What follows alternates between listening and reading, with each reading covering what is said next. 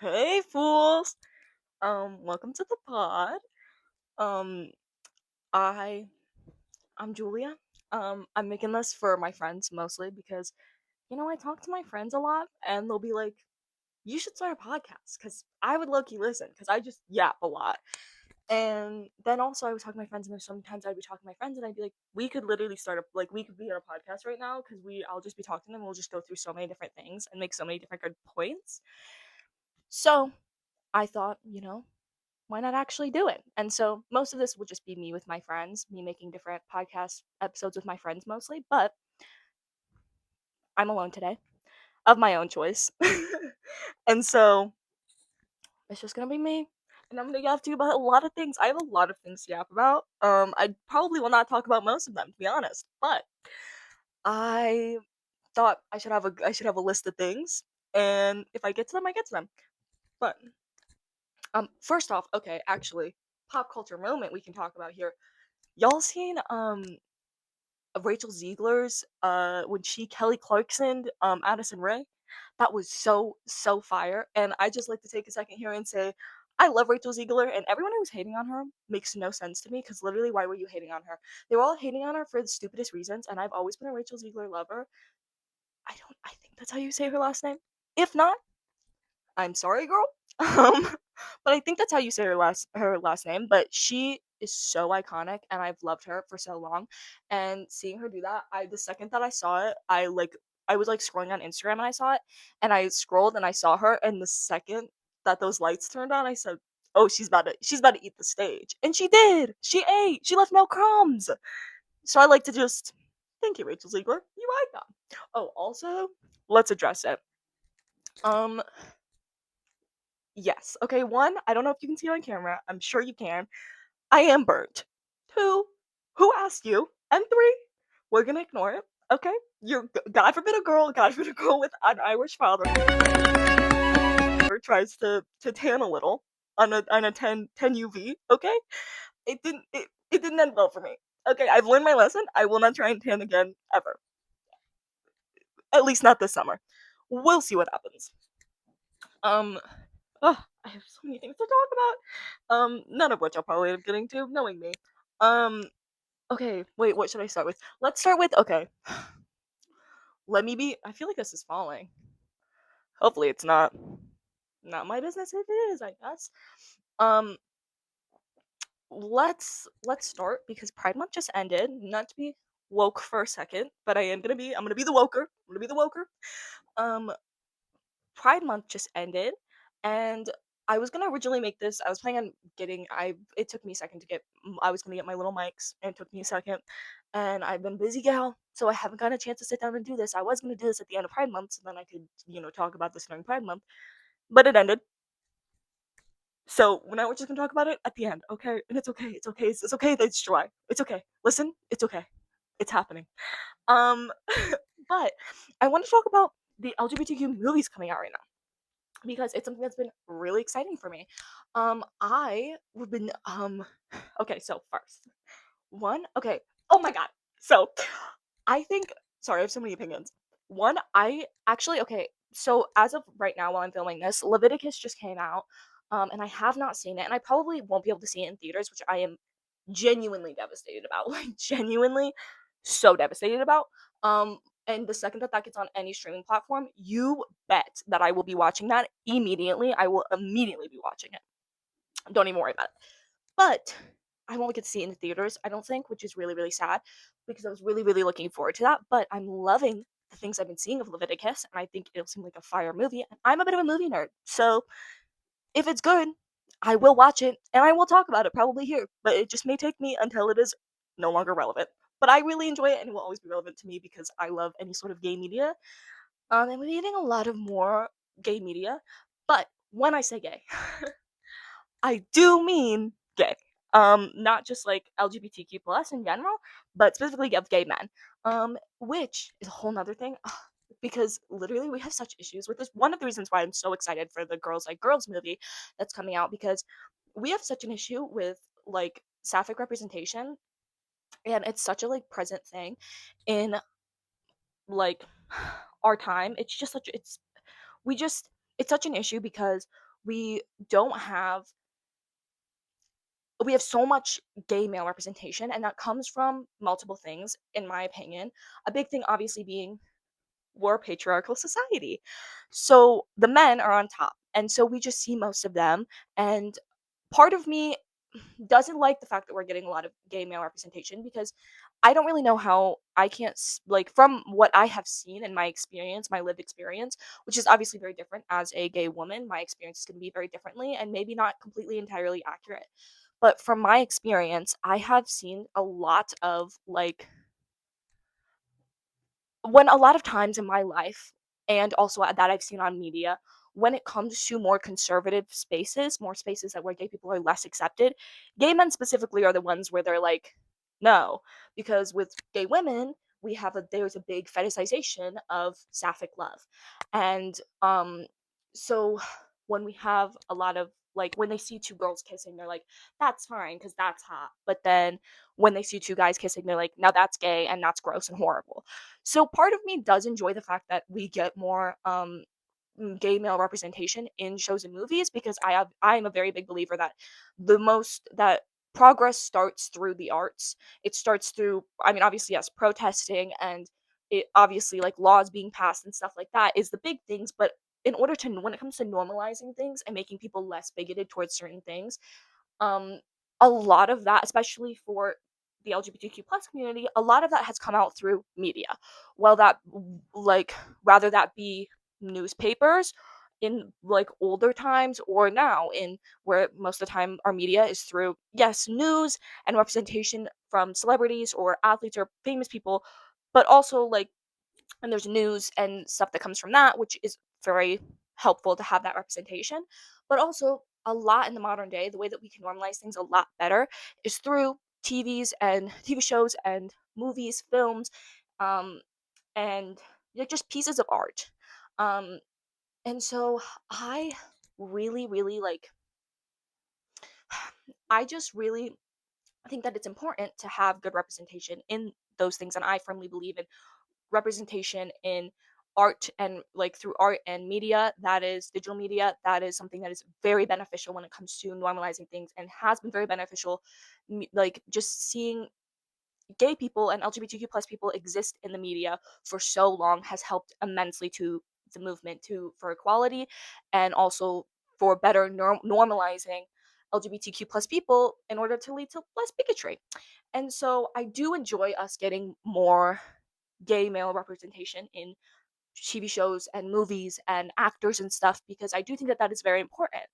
Um, and I think that it's because we do have a lot of things where it's like women, it's okay because fetishization, they're hot. It's okay because it's girls. Girls are just being girls.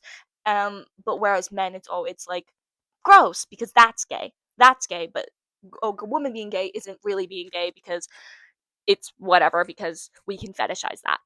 Right. But with gay man,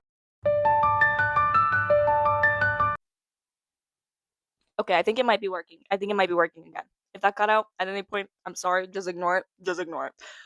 But big thing is for what was I saying? Oh yeah, for I like enjoy the gay male representation because I do think, at least in my lived experience, both in what I've seen online, but in my just like day to day life experience growing up, a lot of the people around me that have not supported gay people, it has been more towards men, or they've even been willing to accept like people in their life that are women being gay but not men because of that stereotype of like women it's okay because you can fetishize it, and it's like women it's okay and more acceptable because they're just girls or because it's hot, like you know what I mean, but men it's like that's gay and that's gross and that's wrong, right? So part of me does see that and understand that, and so that's why I've been incredibly hyped about the male gay representation we've been getting because I think it's wildly important to have. And that doesn't take this is what I'm about to say next does not take anything away from that. I trust me, it doesn't. But I also have been really like it's been really hard for me because like I feel like there's such a lack of sapphic representation in films and TV shows, in movies, because of the fact that like And also not even just like lack of representation in general, but it's also the lack of accurate representation. Because I think a big thing for like, and I kind of understand it because to nail down the like lived gay experience is very hard to do in a movie or a TV show. But it's the fact that people have done that to an extent in certain things. Take Heartstopper. Heartstopper, while it's not perfect in any way, I'm not going to claim that every show is perfect. Heartstopper very much is like there is so much of it that like as a teenager, as a coming of age person, especially me, like I'm 17, I'm like right in the age range of that show, and I was like it's basically been coming out throughout my high school years. Um, I wildly have represented to a lot of things, or wildly related to a lot of things in that show, because it is like although it's by no means perfect, there is like a lot of things that are relatable about that show. They did a pretty good job of making a awkward, kind of cringy coming of age love story of being a teenager where sometimes you say cringy things or whatever and it's like whatever. You know what I mean? And being just very like awkward and also dealing with these very big feelings at a very young age where it's hard to sometimes it feels like it's hard to get the help that you need and the ways that that can relay on your like weigh on your relationships and stuff like that. And I know that I'm not alone in that. So many people watched Heartstopper and felt so like connected to that show in a lot of different ways. And that is lovely. And it's a fact that like it's just the fact that like they've done that with like Heartstopper. Or there's other things with like okay, Heated Rivalry, which I have a whole lot to say about Heated Rivalry. I like that show, but also there's a whole lot of issues with it. Not to be controversial because I'm sure that that will piss many people off. Sorry about it, guys. But um it's just like it just is very big. Like I just think that they have just done more shows and movies of gay men, or even take Love Simon. Love Simon came out a while ago, and it's just they've made movies and shows that so many gay teenagers have been able to, especially with it, when it comes to coming of age stuff, but even just stuff in general. There's so many gay people that have been able to like relate to these movies and shows about gay guys or where the main characters are gay guys. And a lot of the time, like even me, I am not a gay guy. I am a girl, but I very much like have represented a lot of to those show. I have related a lot to those shows as well. But it is a very big thing of like I don't know, like I just think that like we still like it just sucks that I have to that when I'm looking at like cuz I very much enjoy consuming gay media. As a gay person, that's just like my life. Okay? I like I enjoy that stuff. I find it relatable. I enjoy seeing my people. I enjoy it. But it just sucks that a lot of the time when I'm looking like growing up as I've grown up, a lot of the relatable gay content I've consumed has been shows and movies about gay men. And I all am not one. And although I can still relate to them in a lot of ways because, you know, I'm gay, they're gay, we're both teenagers, we're both coming of age. There's a lot of things you can relate to. It still is like a big thing of like I would rather have something like I didn't a lot of the reason why I related to those things and why I lent towards those things is because I didn't have an alternative because they have although like capturing the gay experience as a whole is hard, they have made shows that have done it to an extent where it may not be perfect, but they have bits and pieces that you know like that you can relate to, you know what I mean? And they have done it in a way that is relatable to youth, or a way that has meant something to some people, or has led them to be connected to these shows or movies. And they have made these for gay men. Like the main people are gay guys. And while that's like lovely, and I like I said, I think that that representation is very important. It is also a struggle because growing up and not having movies or shows that were of like gay women, and I'm not saying that there doesn't exist, but there's not a lot of them that are very big, very popular, or newer, you know, are very like well written and well produced that I actually relate to, because there's some where I've seen them and I'm like I watch them and I'm like this is lovely because go the gays, go the girls, I'm loving this. I don't deeply relate to them because it always feels like it doesn't quite hit the mark. And there's a couple movies that I would say I have watched that genuinely have hit that mark that are about gay women. And I love those movies. Those are all-time favorite movies. And I would love to add more to that repertoire. Repertoire. Me when I can't say a word. I would love to add more movies to that, but I don't have any. Um, like, okay, Crush, absolutely love Crush. Bottoms, love Bottoms. Bottoms is so good. Actually, don't even get me excited. Don't even get me talking about Bottoms. I love that movie. I also deeply love Crush. If you've ever seen any of those movies, go watch them. The half of it, beautiful as well.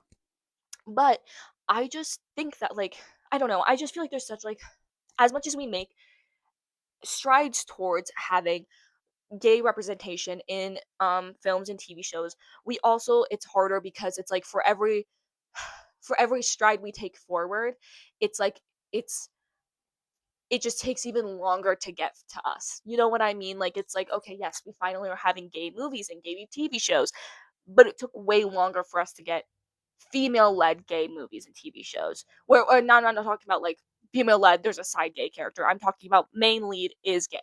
You know what I mean? And that's also another thing of why too. Why sometimes people like I watch shows and people are like, why do you watch that? That's so like cringy. Like, take Exo Kitty. Exo Kitty is like very much like, I love Exo Kitty. Not gonna be the one to tell you I don't. But it is very much like, it's like a more like silly romance, like kind of like cringy, awkward, like type of romance. And I deeply love it. And that is like comforting to me, and I love that. You will always catch me watching those kinds of shows. And a lot of people I've talked to, they've been like, "Oh, that show is like so like cringy. It's so like just silly rom com. Like, I could never watch it. How do you watch it?" And it's like, I watch it because, well, one, I do just enjoy that type of show, but more than anything, it's because any sort of female gay representation, I am going to eat up, especially when it is a main character. I am going to eat that up. And so, I don't know. Anyway, I guess just my point is that I think it's really struggling for me. I really deeply love all the gay representation we're getting right now, and I am so deeply excited about it. But it's just, it saddens me sometimes that it took until I was 17 to have representation that I felt was accurate to my lived experience as a gay woman, as a gay girl, as a gay teenager who's a girl. You know what I mean? Like, it took me so long to find that, and a lot of the time when I did find that, I found that relatability and that connection in things that were like, it was almost similar to me. It was a gay teenager, it was a gay coming of age story. It's a guy though. You know what I mean? And it's like, I don't know.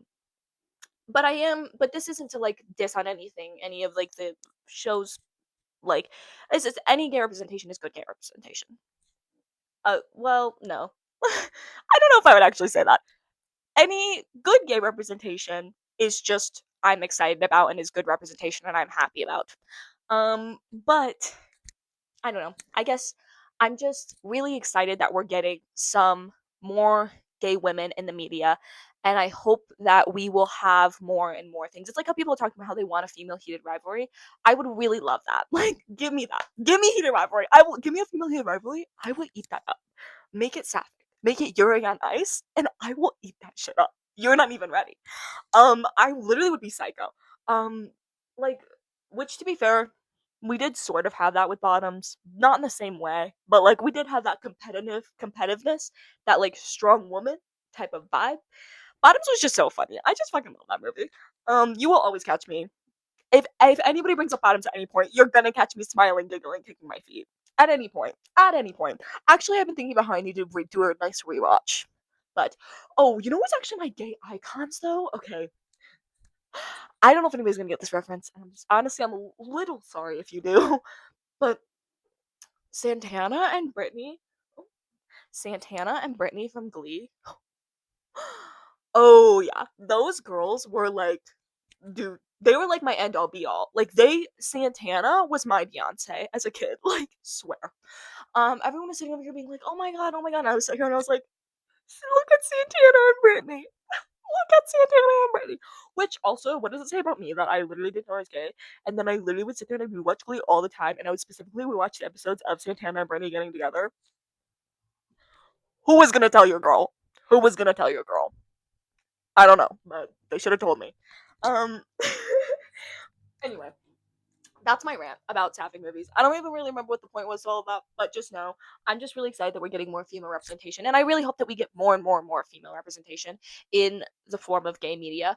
And as a movie nerd and a TV show nerd and just somebody who fucking loves film, I genuinely just hope that we continue getting more and more and more. And also, my dream is to be a director and if I want to be a director, like when I am a director, I really deeply hope that I get the chance to make a sapphic film. Like that is my ideal dream, is just to make, well, my two ideal dreams is one, to make a film, to be able to write and direct a film that, or co-write and direct a film, and like film it in um my home state of Michigan. And then my other second dream is to just, I would just love to direct a sapphic film, and I hope that by the time I'm a director, if I actually succeed in that dream, I hope that that is something that is normalized. And like we have so many, like, because the whole thing is too also is like, then I have to find like a writer who is writing a sapphic film that would be willing to let me direct.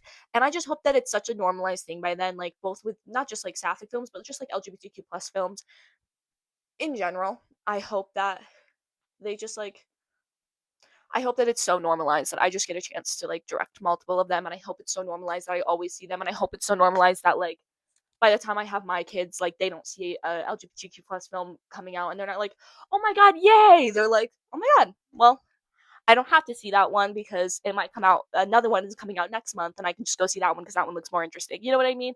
Which, like, not that I feel like I have to see every gay film, but I also feel like it's so exciting for me and so many people in the community because we just have lacked that for so long, especially when it comes to sapphic representation, because there's just so much less of it, and also less of it that is relatable, and then even less of it that's like something that becomes like wildly popular. Which, not to like that a film or a TV show can't be enjoyed if it's not widely popular, but it is just nice to like have something where it's like everybody's liking this thing and everybody's enjoying it, and we can all like, because if everybody's watching something and everybody's seeing something, you can all talk to everybody about it, you know what I mean? And also just getting to see, like, take heated rivalry, like getting to see a community form around that in such like a crazy way was so much enjoyable, because it was just like, yes, this feels like gay people are accepted. And also it's like, yes, you have this, any like big fandom, it's just fun to be a part of. I mean, obviously there's good and bad parts, but a lot of it's just fun to be a part of because you're just surrounded by people who share a common interest with you. And so that being able to be on top of something that is, they've been considered taboo for so long, such as being gay or being a gay woman. You know what I mean? I don't know. Also, I think that just like sapphic love in general is not taken very serious. Oftentimes, it's just written off as like, oh, like, I don't know. With men, a lot of it's like, okay, you're gay, you do one gay thing, you're gay forever, and that's disgusting, which is horrible. Not true. Um, but with women, a lot of it is just like, oh, you're just girls being girls. Oh, you don't know anything. Oh, you're just doing it for male attention. Oh, you don't even know. And so I feel like the lack of like movies and TV shows feel almost like like, I don't know. Like, I just think it sometimes it can feel a little bit like, oh, they really don't take our love seriously because there's just not so many movies and representations of our love being taken seriously. So I don't know. But I don't know. That's not to say that there's not a lot of sapphic representation, because if you look for the right places there is, but it's just, I don't know. Like, I just think when you compare it to the representation of um men in the LGBTQ plus, you know what I'm trying to say, community, it just, it's just like not comparable. Um, in my personal opinion, nobody get angry at me. Hey, don't get angry now. Don't get angry now. I'm sorry. It's just my opinions. Um, okay, dude, I literally talked about that for like 23 minutes. Sorry. I'm a yapper. I told you I was gonna get to all of this. Um, okay. Okay. Oh yeah, that's a whole. Okay, you know what? Let me just leave it. Let me just leave it. Let me just drop it and move on to the next thing. I've been the woker for 25 minutes. I can't be the woker for any longer. Okay, 24 minutes. Be kind. Be kind. Okay, I'm doing what I'm doing.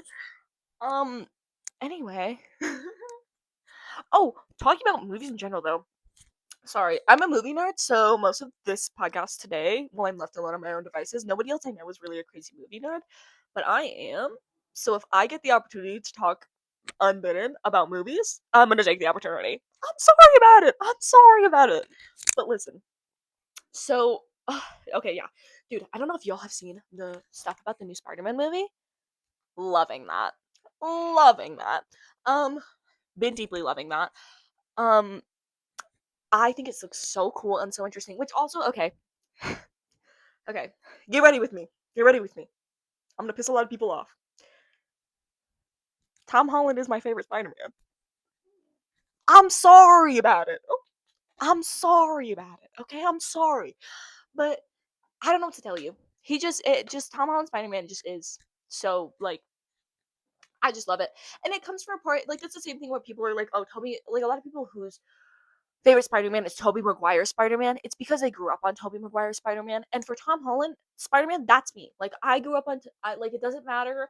Yeah, a lot of it's not perfect. Yeah, I'll agree with you. Okay, Andrew Garfield did an amazing Spider-Man, and I love his Spider-Man movies, and I think he was so funny. I think his Peter Parker was so funny and cool. And I am not a huge fan of the Tobey Maguire movies, but that's not me saying that Tobey Maguire did not do a good job as Peter Parker, because I think he definitely did, and I see a lot of clips from it, and I really enjoy it. It's more so a personal thing of there's just certain types of older movies, specifically older action movies, that I just can't really get into. The only exception to that being the older Marvel movies, but even then, the first time I watched them, I didn't like them very much, and it took me watching them another like 2 or 3 times before I truly liked them, just because I have an issue with older action movies. And Spider-Man like fall into that category of like an older action movie, Tobey Maguire Spider-Man specifically. And so that's why I didn't personally love it, but I've seen a lot of clips of it, and I do think that Tobey Maguire did great in it, and I do understand why it's people's favorite Spider-Man. I understand why Tobey Maguire is people's favorite Spider-Man. I understand why Andrew Garfield is people's favorite Spider-Man. It's okay. We can just all have our favorite, and that's okay. We don't need to argue about it. Guys, we don't need to argue about it. Please. Please. Okay? But yes, I like Tom Holland Spider-Man. I grew up on Tom Holland Spider-Man before I saw any of the other Spider-Mans. I saw Tom Holland Spider-Man when I was first getting into Marvel. A big part of it was because I love Spider-Man movies. I I just have a deep love, okay? And so anyway, but I also can take the time to appreciate the older Spider-Man movies. And so I'm really excited about the whole thing about like his suit, this new Spider-Man suit being like having pieces of it based off of Andrew Garfield and Tobey Maguire Spider-Man. Loving that.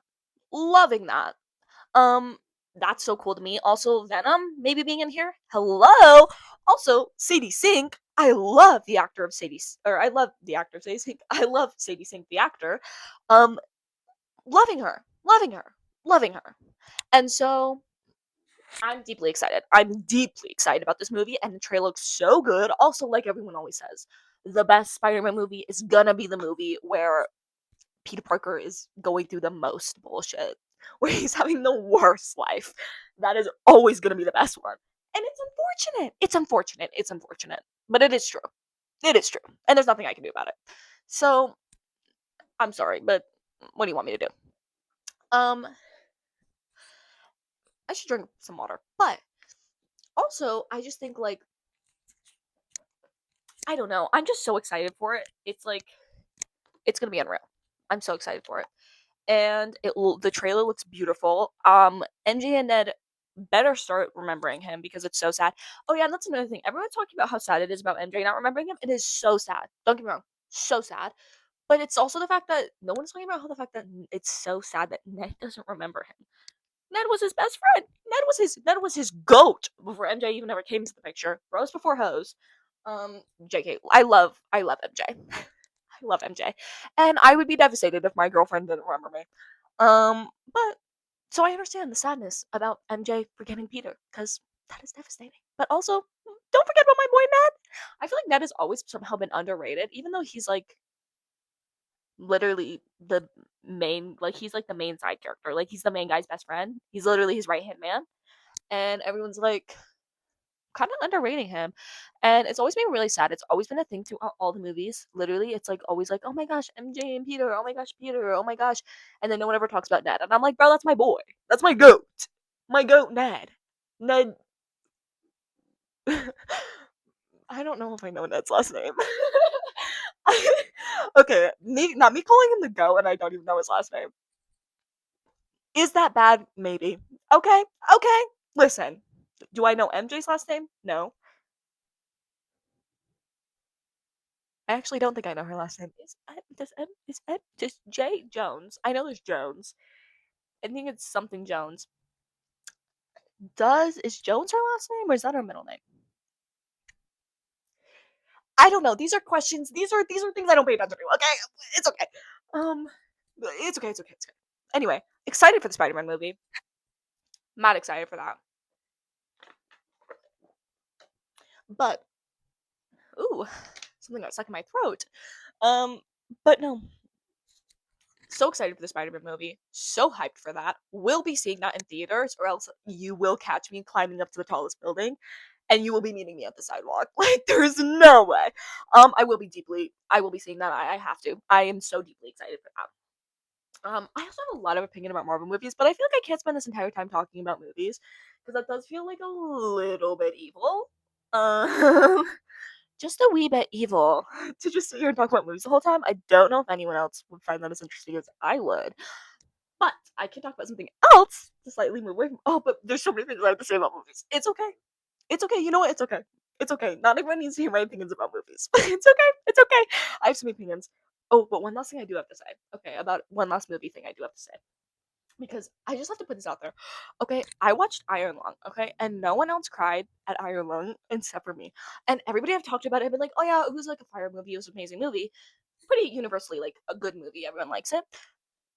I don't know why I did the Trump hands. Why am I turning into Trump?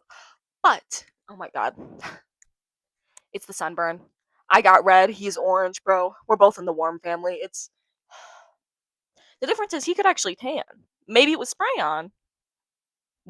Is spray on, but at least he tans. You know what? At least he can get orange. I'm not a Trump supporter. I'm sorry. Let me not paint this as I'm a Trump supporter. I'm not. But you know what? Say about what you will with the man. At least he can get a spray tan. I burn, and I refuse to get a spray tan or self tan. So I just burn, and that's okay. It's not. It's not. It's really not. It's not. It's okay though. But no, I saw Iron Lung. That's what I was talking about. Speaking about red, um, Iron Lung. I saw Iron Lung. Nobody else cried. I cried.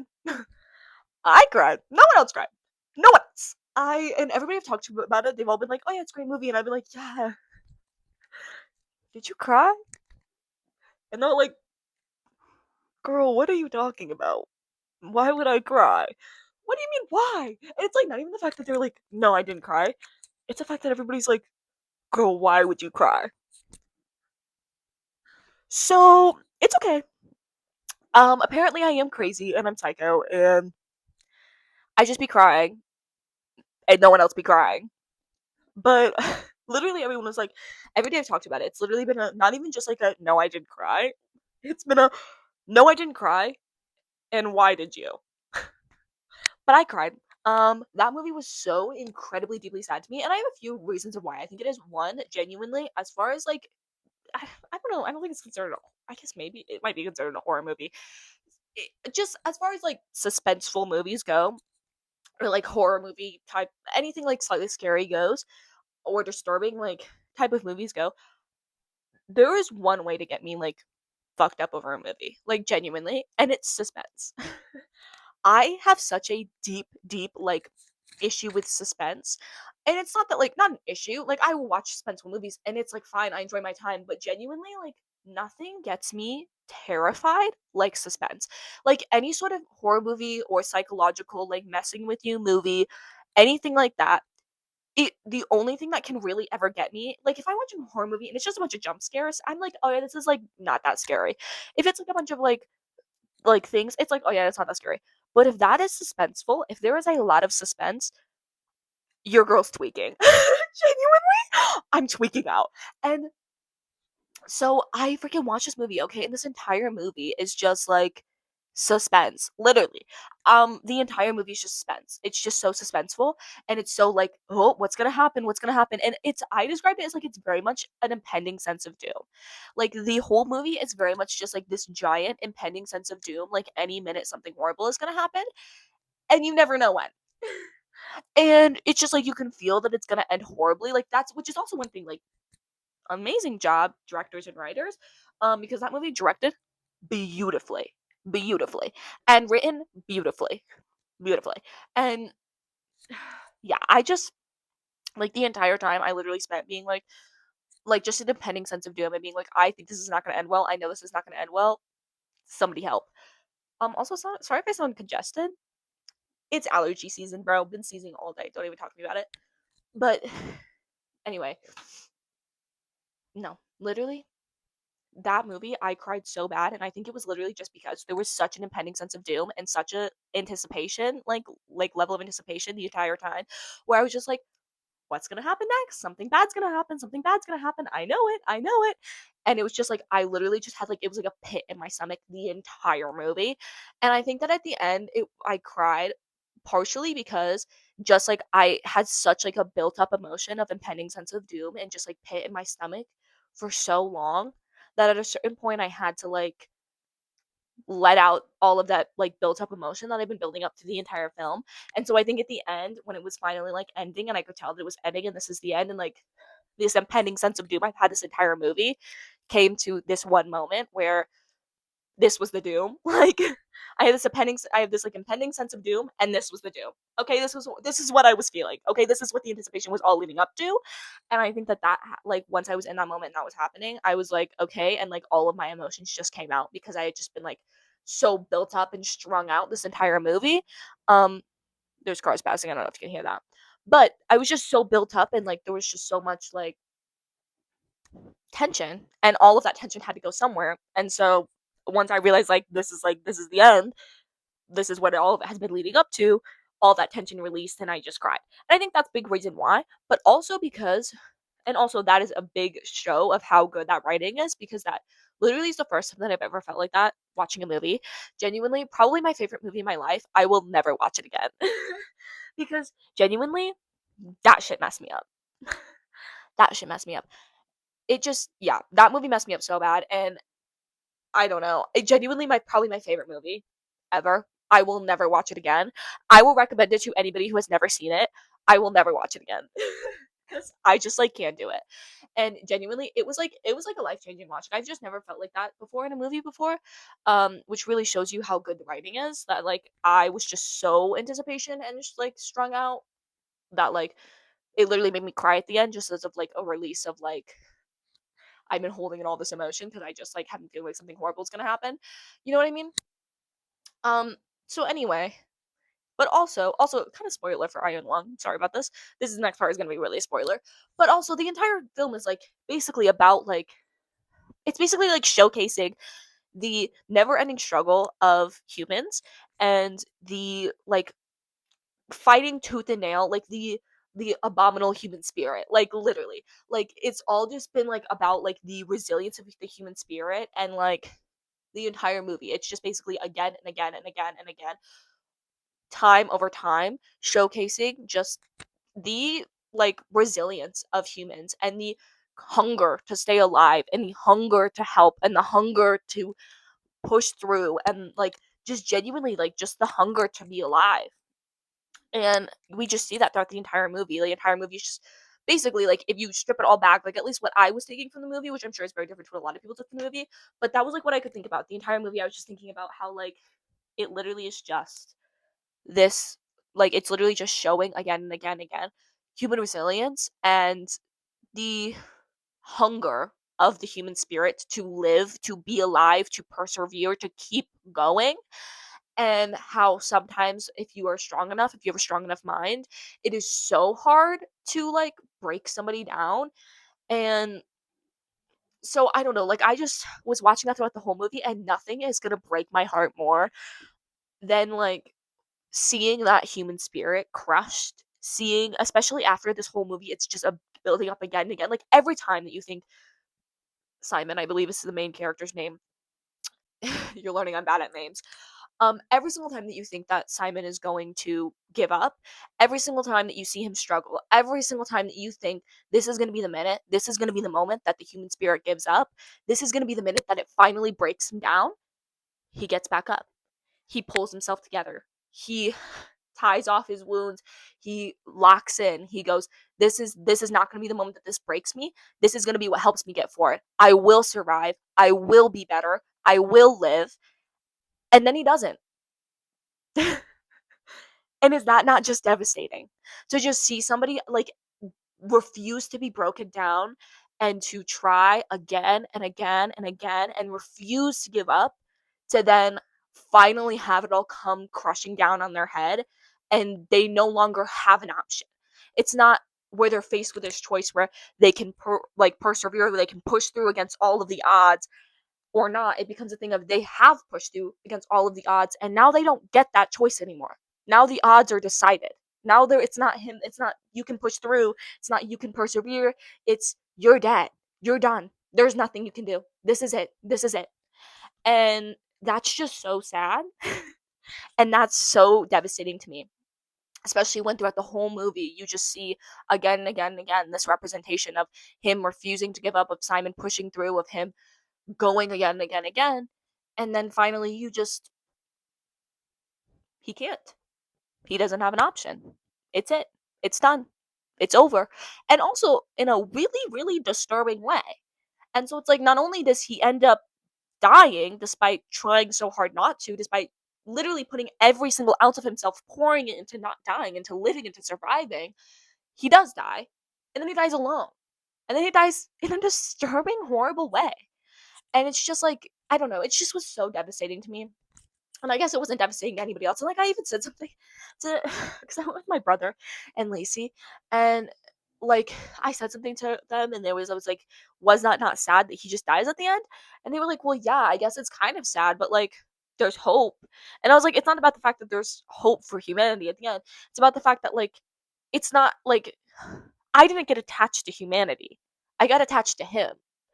And like, yes, well, I think I did get attached to this idea of humanity, of the fact that humanity perseveres, of the fact that humanity is trying to put it together. We get brought into this world where humanity is broken.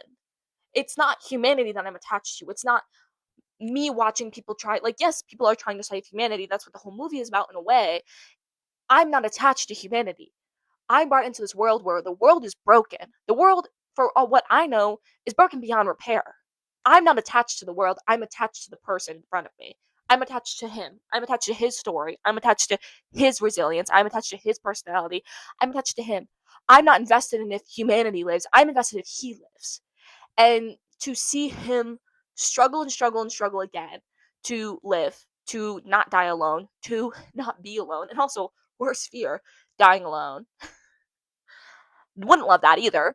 But then just to see somebody like struggle so much and see it demonstrated throughout the whole movie, and then just to have them at the end, all of their struggle be for naught, all of their resilience be for naught, all of their like the abominable human spirit be bombed, like be dead.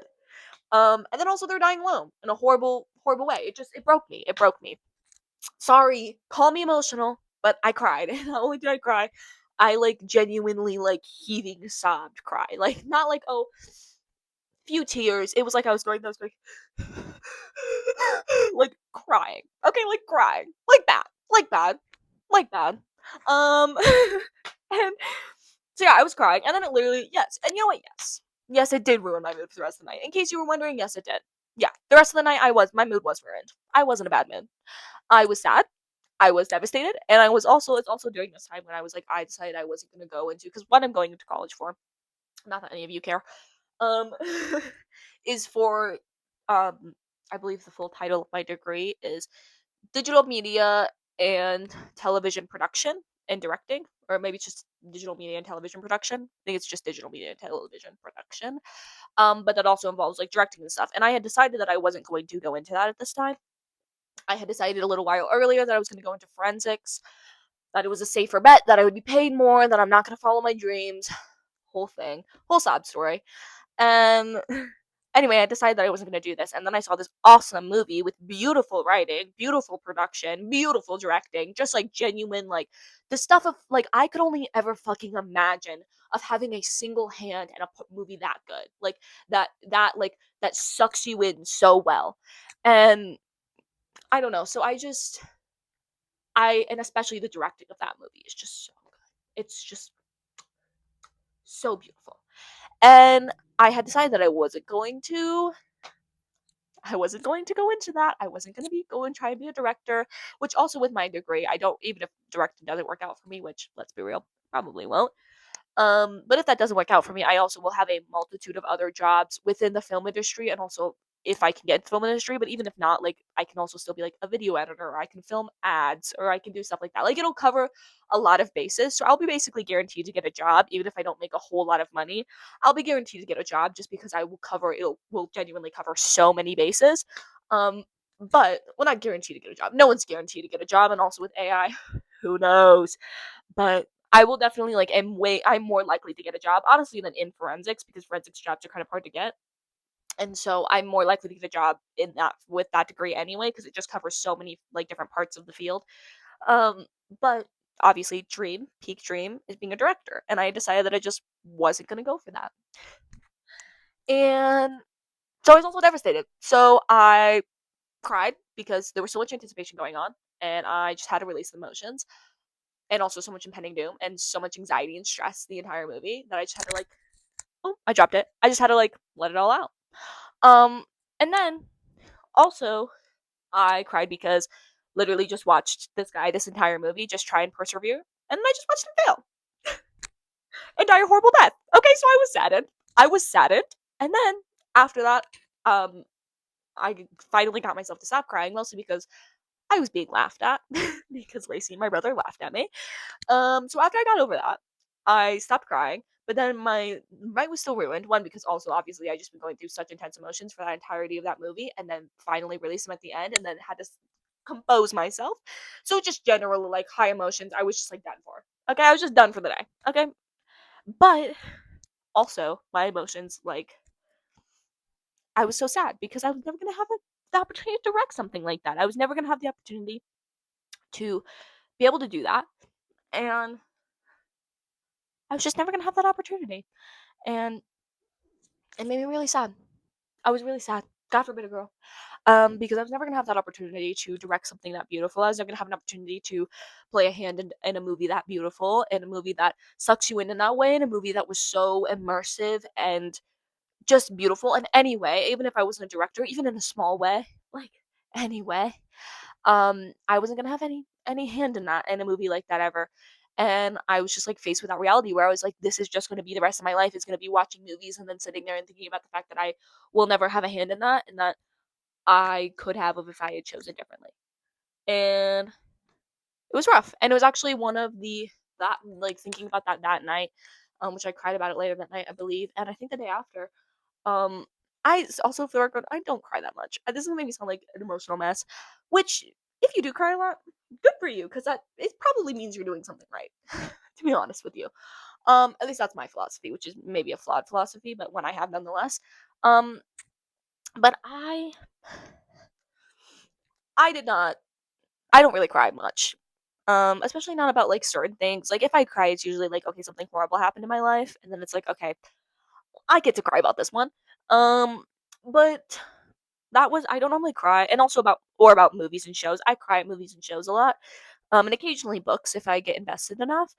But I don't really cry just like about things in my life, unless it's like something horrible. Like if I get screamed at, yeah, I'll cry. Or if it's like I watched a really sad movie or show, I'll cry. Or if I watched like a video about dogs dying, I'll cry. But like generally, I don't cry about things in my life that much, and so I did. For the record, not that that matters to anybody, but I did cry about that stuff with the watching that movie and the sadness about like how I just will never cry something like that, and I will never get that opportunity to create something like that. And I don't know, it was one of the many things that ended up leading to me like choosing to go and actually pursue that. There was multiple things that did because at that point in my life I very much looked at things, which is was only like not too long ago, so I do say at that point in my life, but I was at a very different mental point at that life than I am right now.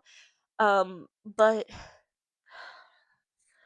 I just think that like I just very much was like I the way that I viewed it was you were either successful or you were poor, and you repeated the cycle of poverty because you fell victim to passion, because you fell victim to what you wanted to do instead of what you should do. And so in my mind, I was like, if I can go into forensics, if I can get a good job, if I can make money, then I will be doing what I'm supposed to be doing, and I can break my cycle of poverty, and I can uh like make sure my kid has everything they want, and I can be more than just like a lower middle class or middle class. Like I can like push through. Not that I'm poor now, but just like in my family. It's been a thing, and I am middle class. Not that anybody needs to know that, but just like breaking that cycle of being like being successful.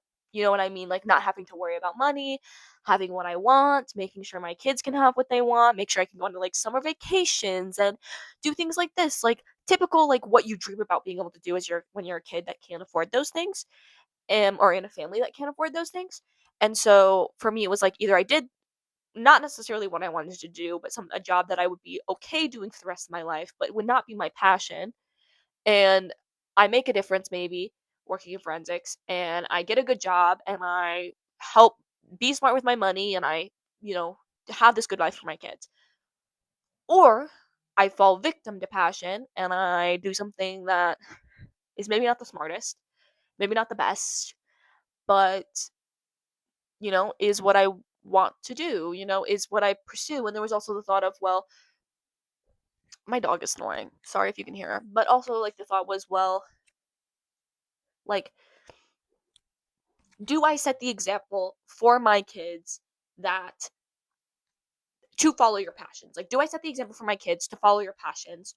Or do I make sure that my kids are able to follow theirs?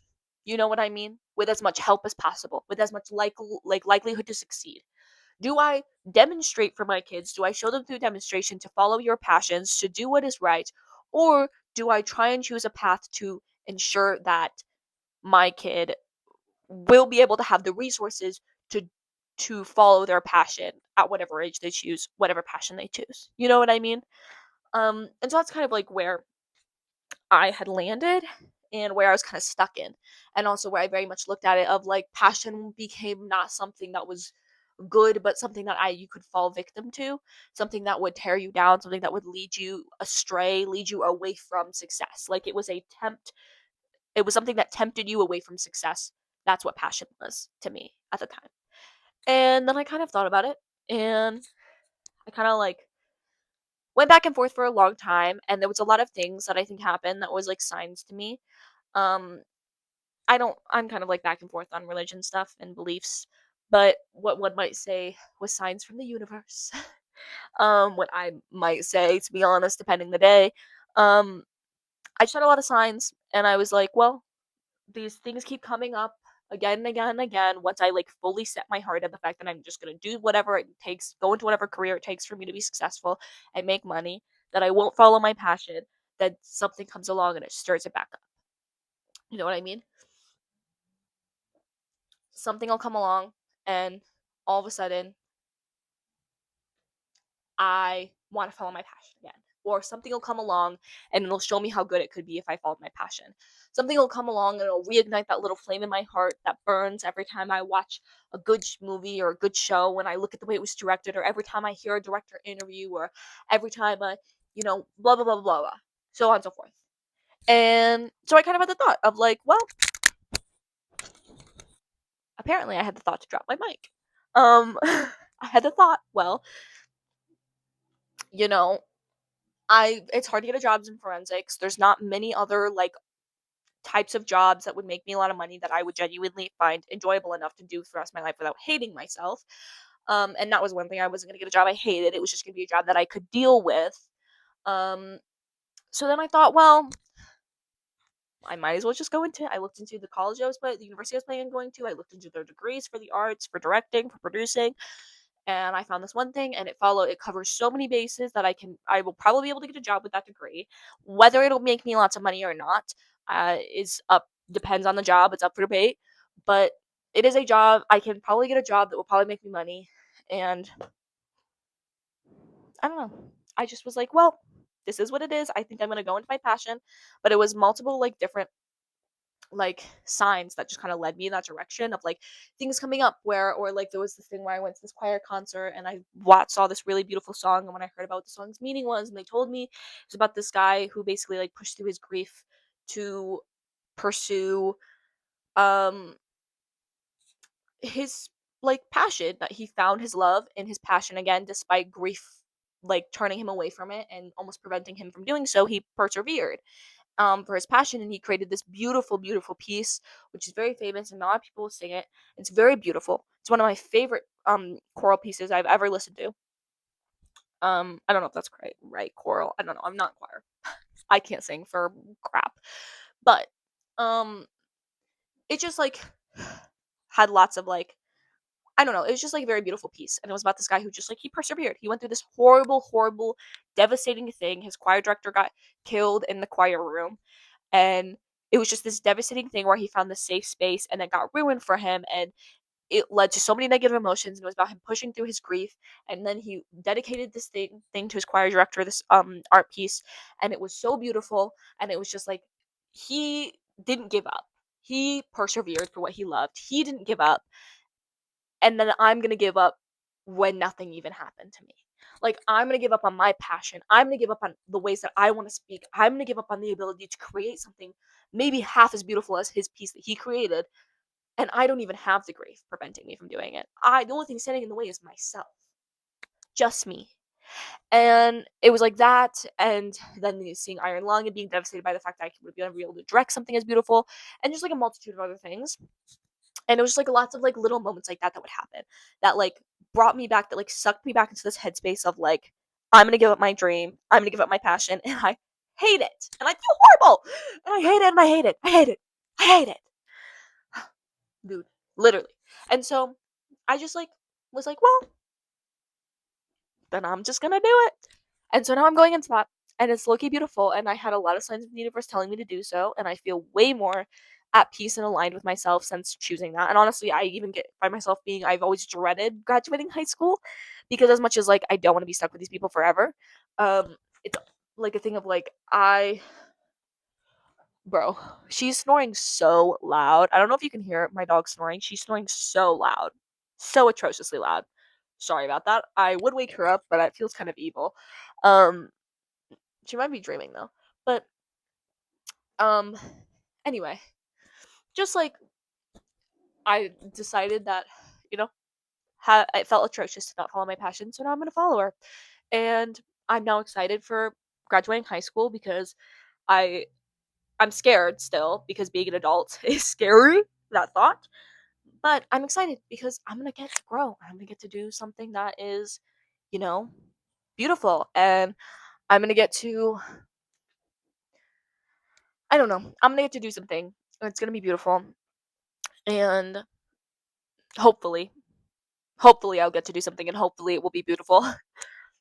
But I will get to at least go to college, and I'll get to go to university, and I've looked at so many of the different classes that I'm going to be taking, and it's going to be so fun.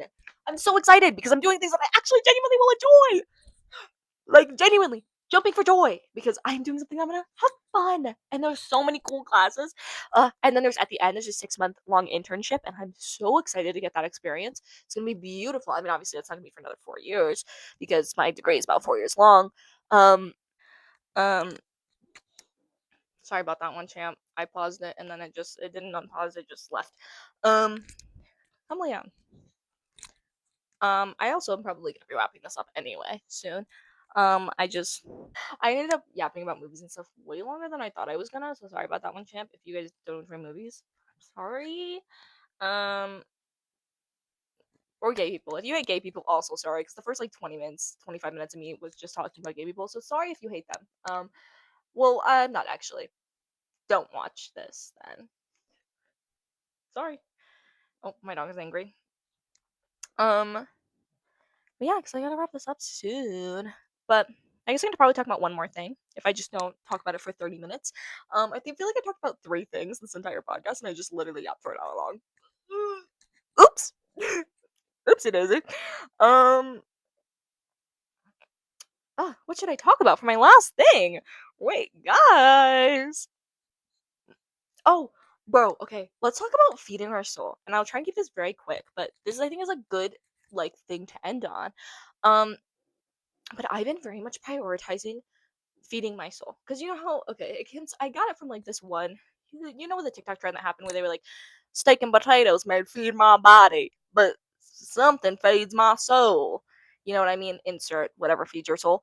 Um, so I've been like, but genuinely, like I have taken that and I genuinely have ran with it, which maybe that's stupid. It probably is, but it brings me joy and whimsy, and so that's okay.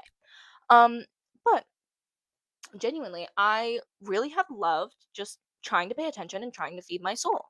And so it's been a big thing for me of like I've just been trying to feed my soul, and there's a lot of different ways I've been trying to do that.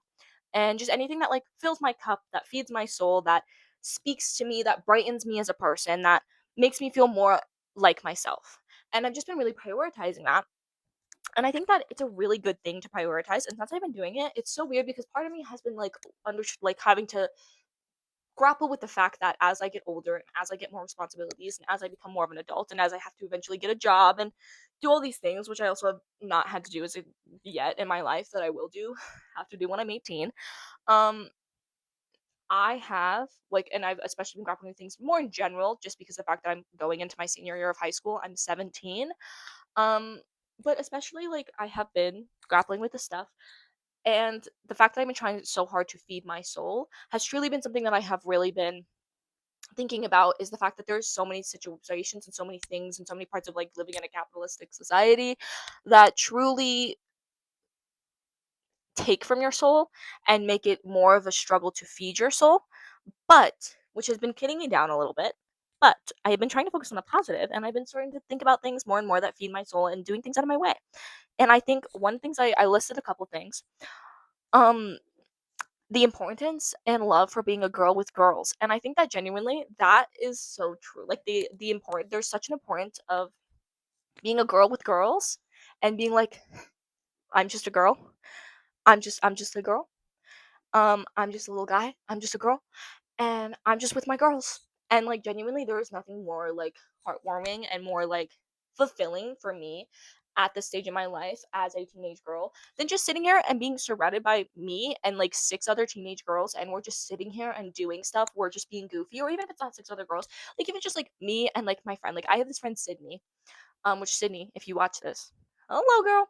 Um, I have this friend Sydney, shout out, and she genuinely is like the when I'm with her, I just feel the epitome of like I'm a teenage girl, she's a teenage girl, we're teenage girls, and we're just girls being girls, and it's so beautiful, and not in like a harmful way where somebody will be like do something really horrible and they'll be like I'm just a girl, like not like that, no, like genuinely, it's just me and her sitting here crashing out or talking about stuff or gossiping, like just like yeah, not like gossiping, but like yapping and like talking about our lives, talking about what's going on, and it's just us talking about new things that we've been realizing, new like we'll share like hacks, we'll share different things we've been trying out, we'll talk about our skincare with each other, we'll talk about like our lotions and our perfumes and what girly music we've been listening to, and oh, I've been getting into like wearing a bunch of this kind of jewelry. Oh, look, I got this new necklace. Oh, look, I got this new stuff. Oh, your skirt's so adorable. Oh, you're so adorable, you know what I mean? Or like talking about like our hair and like what we do with our hair and how we do it and like stuff like that, like just such like feminine girly things. And I think that genuinely my heart does heal so much from just like being a girl with girls. And that's not even just like, and then it doesn't obviously like, I mean that more so in the way of just like being feminine with feminine people. Like I am just a girl, I'm just feminine, I'm just me, and you're feminine and you're you and we're us and we're together and we're just talking about feminine pretty beautiful things, and we're just two pretty beautiful people together that are just sitting here pretty and beautiful and feminine and talking about our pretty beautiful feminine things together, and that's so gorgeous and it genuinely feeds my soul so much.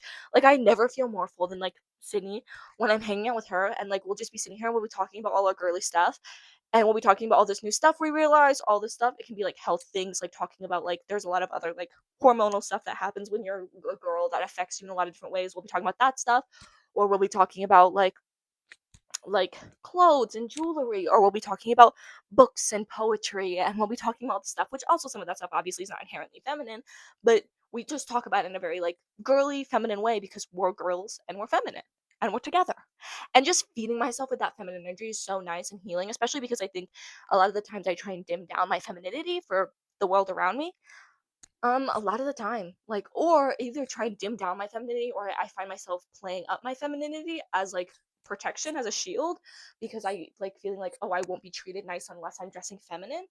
Or on the flip side, where I'll dress feminine and I'll be like, oh, people are gonna like not like finding myself feeling insecure about the fact that I'm so feminine. You know what I mean?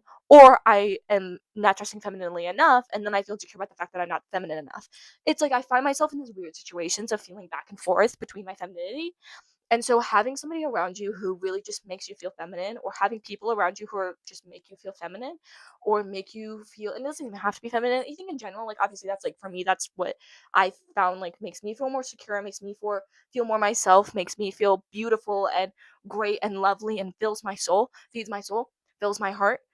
But it can apply to anything. Like, oh, if you're a man, like finding people that like, and not in a toxic way, like the same way that you don't want toxic femininity, don't have toxic masculinity. But like being a guy around guys who like make you feel masculine and make you feel like you is also amazing. And I love to see it. And like I just love to see like people being around people who make them feel more like themselves. And a big part of me is my femininity. It's a big part of me. And like me being a teenage girl is a big part of me. It's a big part of who I am.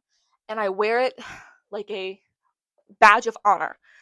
But sometimes that badge of honor starts to turn into a badge of insecurity. And so I feel like just having people that really feed your soul, that really make you feel like you, that validate you and validate who you are, and that you relate to on things, and that you can just have this sort of camaraderie with amongst anything. But in my case, I found it a lot with like just being girls, being feminine, being just some teenage girls, like just the vibes that come with that. Like I found myself just so fulfilled by that, and it's been feeding my soul so well. It's been making me feel way more like myself, and so I've just been fully enjoying that. And that's something that I think that like any of y'all are looking for anything, like just find somebody who feeds your soul, who makes you feel like you, who validates you, who you have this camaraderie with something, with whatever it is that just gives out some kind of energy that makes you feel good and feel refreshed, because it's the best thing that you can do. And a lot of my friends, I have that with a lot of my friends. I have that with Sydney. I have that with my friend Meadow. I have that with just like lots of my friends where I'm just talk to them and I feel like we're just girls and we're beautiful and we're feminine and it makes me feel so happy. And obviously you can have friends that like have other like very, I think it's also good to have friends that are like different than you. And a lot of my friends are different than me. Even some of my friends like or that I feel that way with, where it's like we're just girls, we are very different. But I think it's good to have differences and good to have different energies and different types of people that you're friends with and you surround yourself with. But having just a couple of those people that really feed some part of you that really needs to be fed, like that really just like you have a camaraderie with on something that you don't have with a lot of people, it genuinely is probably one of the best experiences and has gotten me through so many tough things in my life and has helped me find myself when I've lost myself. Sorry, I'm out of breath. Breathing. I forget sometimes. Um, but like it just genuinely, like it's just something that like has like helped me get through so many tough times and has helped me so immensely. And I don't know, like I just think like girl, just like find somebody who feeds something in you and who brings you something, some sort of light to you that fills up and like hits us something close to your chest that brings something to you, because genuinely has been one of my best like since I've started focusing on having that and nurturing that in some of my friendships, it has genuinely helped me so immensely and has helped me grow so much more confidence in myself, find myself when I felt lost, like just like it's helped me so much. And so do that, because trust me, you it will benefit you more than you think, because I did not think that stuff would benefit me so much. But then once I realized what made me feel good in my friendships and I focused on nurturing those things and I focused on making sure I'm present for those times and feeling those things, genuinely has made me feel so much better. I feel so much better. um Also, other thing, um oh yeah, I was saying friends that feed your soul instead of drain it, which is true, because I think there is some people which also like, I think sometimes it's not even that people are bad people, because you can have good people and good friends, but they can just be the type of person where for you, for some reason, they just drain you and they don't fuel you. And I think focusing on the nurturing the friendships, which you can also like have friends that are different than you, and if they are good friends, like I'm not saying yeah just treat them like crap because they don't fill you, they drain you, but I'm saying like make sure that you are taking the time, like take the time to hang out with those people if they're good people, if they're good friends, if they're like good genuine people and they treat you well, take the time to hang out with them. Take the time to nurture that friendship, but also make sure you take a lot of time to rejuvenate yourself. Put yourself with people who feed your soul. Somebody can not be a bad person, to not be a bad friend, who can treat you well, but something about the way that your personalities work, something about the way that the connection that you have, it drains your soul a little bit. And that's okay. Or it drains you, or you hang out with them and afterwards you feel like, oh, I'm low on energy. And it's not bad. And it's just like a fact of life. And I'm not saying cut all those people off, because if they're good people and you like them and you enjoy being with them, don't cut those people off by any means. but just make sure that you take those time to maybe like you schedule a hang out with them, and then you schedule a hang out with somebody who feeds your soul, who rejuvenates you, who feels like you have way more energy after hanging out with. Take a time, make sure, oh, I'm gonna hang out with this person. Okay, let me next week try and hang out with this person to like really rejuvenate me and bring me back. To or if like you feel like you tend to lose yourself around certain people, or you act differently, hang out with them by all means if they're treating you well. But then take a second to hang out with somebody who you know is gonna ground you and is gonna realign you with who you are and who you want to be, and really just like take that time to sort that out. And I think that focusing on that can be something that helps mental health amazingly, especially in your youth when you're more surrounded by the same types of people. Like just finding those different types, being able to look at your friendships and look at the way, like acknowledge the way that you feel after hanging out with somebody or within your friendships, and acknowledging that and being able to make that distinction amongst your friendships, and pay attention enough to choose like pay attention enough to be able to make those distinctions, and to take the time to realize when you might need a break from a friend that like just drains you a little bit, or that like seems to like tire you out a little bit, and when you need to hang out with a person that like brings your energy back up or realigns you with who you are. Or maybe like you've been hanging out with this person lots and you've been kind of neglecting this friendship because maybe they do take a little energy from you, but not in a bad way, not like they're draining you like in the way that they're like bad people or they're hurting you any, but maybe just like you just gotta like rebalance after them a little bit, because your energies maybe are just a little bit different. And so like, okay, I've been kind of neglecting this friendship, but this is a good person and they treat me well, so okay, let me take a little break with them, and then if I feel like I really need it, then I can go hang out with this person again to like refuel my friend my soul. You know what I mean? I don't know. I just think focusing on that helps way more than I thought it would. No one ever really told me to do that. And that learning that genuinely was revolutionary for me and changed my life. Like learning what friends to like learning to differentiate that, and learning which friends to hang out with, and learning how to balance those things, and being like, okay, if I'm gonna go hang out with this person, I might need to hang out with this person after. Or oh, if I'm gonna go hang out with this person, I might like want a little bit of a break. Like, you know what I mean? And just figuring that out, or being like, okay, I can go hang out with this person and then I can go do something the next day because I won't be tired at all. Oh, I'm gonna hang out with this person. I might be a little tired. Let me take like a couple days to myself. You know what I mean? And not necessarily because any of those people are bad people. They're just different energies and they just affect you differently. And that's okay. That's okay. But anyway, I just think that learning that was so revolutionary for me, and I think that maybe that's helpful to somebody. Because no one ever taught me that, and if they had, your girl would have been a lot less depressed throughout high school. But I know it now. I know it now. Um, okay. Oh yeah, and then my other thing was also about my career path and basically just talking about falling the feelings of falling victim to passion.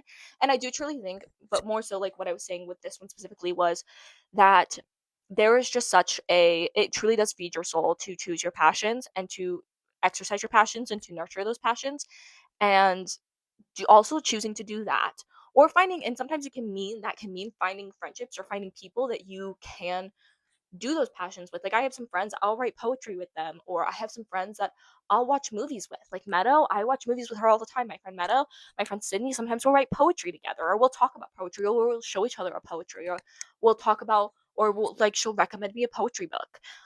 Just like different things of like just like finding bits and pieces of your passions in the people you love, and relating to them on those things and nurturing your passions in that way can be very helpful, but also on your own as well. Just sitting there and being like I don't know, like since I have decided to choose my career path and like really follow my passion, there's been so many moments where like I have just been like sitting there and I've been like, oh, this would be such a beautiful scene to be shot like I could just picture a scene being right here and like me shooting it like this, or oh, like I could just like picture like this type of thing, or seeing movies and watching like going my way to be like, oh, I'm kind of feeling like watching a movie, and like I'll just be alone in my bed and I'll watch a couple movies that I really like the directing of, or I really like the writing of, or I really like the actors, and I'll just watch some of the movies that I really enjoy on my own because that's nurturing. Or I'll write some poetry. I'll go out of my way to try and write some poetry because I just really, that's a passion of mine and it's a hobby of mine and I really enjoy it. And I don't know, I just think like nurturing your passions is so nice. And once you choose to really follow your passions and choose to focus on your passions and choose to focus on your life and feeding your soul, it makes you look at life so differently. And there's so many things where I look at life now and I'm like, that could be a poem, or that could be a movie, or that could be like that could be a shot, or like looking at something and being like, oh, I'm gonna go hang out with this person because I know they feed my soul, or oh, that looks like that could be an activity that feeds my soul, or that looks like something that's gonna be draining to me right now, so I'm not gonna do that now. I'll do that later. You know what I mean? Like just prioritizing feeding your soul and prioritizing um nurturing your passions and nurturing your connections that do that is just really beautiful. And I think that focusing on that can be really amazing. And I think it's something that people need to do more often because it genuinely just like really, really is beautiful. And if I had known that those were things that would affect me so deeply and change my entire outlook on not only my current life, but my past and my present, my future, everything, I would have done that way earlier because it genuinely would have helped me so much. Who knows? Anyway, that's all. I'll I'll I'll wrap this up now because I've been talking for probably way too long, over an hour now. And I don't even know if you're gonna get any of the footage of the second part, Lacey. But if you can attach this, that'd be really nice. Anyway, shout out to Lacey, my editor. Shout out, shout out, shout out. That's the girl. That's the girl. Um, but anyway, that's all. Okay, so I'll wrap this up. I don't know how to wrap this up because this is my first time. But toodles. Bye bye. Bye bye, guys. I hope you fools have a good day. I guess whoever's watching this, my friends probably. What up? If you're my friend, what up? Shout out. Okay, that's all I guess. Bye.